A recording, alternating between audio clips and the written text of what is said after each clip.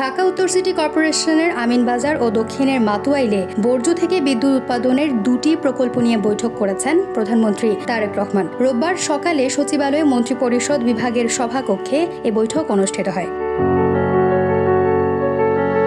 প্রধানমন্ত্রীর উপপ্রেস সচিব শাহাদাত হোসেন স্বাধীন জানিয়েছেন, বৈঠকে বলা হয় চীনের CMEC গ্রুপ আমিনবাজারে একটি বর্জ্য থেকে বিদ্যুৎ উৎপাদন কেন্দ্র নির্মাণে বিনিয়োগ করবে। প্রকল্পটি প্রতিদিন ঢাকা শহরের প্রায় ৩,০০০ টন বর্জ্য ব্যবহার করে ৪২.৫ মেগাওয়াট বিদ্যুৎ উৎপাদন করবে। এছাড়া ২০২৮ সালের আগস্টের মধ্যে প্রকল্পটি জাতীয় গ্রিডে বিদ্যুৎ সরবরাহ শুরু করবে বলে আশা করা হচ্ছে। এ প্রকল্পের মাধ্যমে আগামী ২৫ বছর বিদ্যুৎ উৎপাদন করা সম্ভব হবে।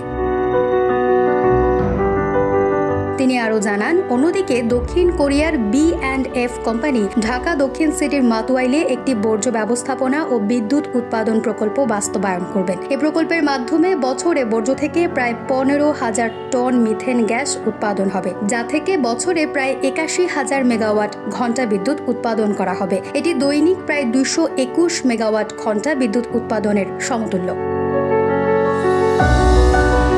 প্রকল্প দুটি দ্রুত এগিয়ে নিতে প্রধানমন্ত্রী স্থানীয় সরকার, বিদ্যুৎ ও পরিবেশ মন্ত্রণালয়ের মধ্যে একটি আন্তঃমন্ত্রণালয় বৈঠক আয়োজনের নির্দেশ দেন। শাহাদাত হোসেন স্বাধীন বলেন, প্রধানমন্ত্রী তারেক রহমান নির্ধারিত সময়সীমার মধ্যে দুটি প্রকল্প বাস্তবায়ন এবং পরিবেশ বান্ধব প্রযুক্তির সর্বোত্তম ব্যবহার নিশ্চিত করার উপর গুরুত্ব আরোপ করেন।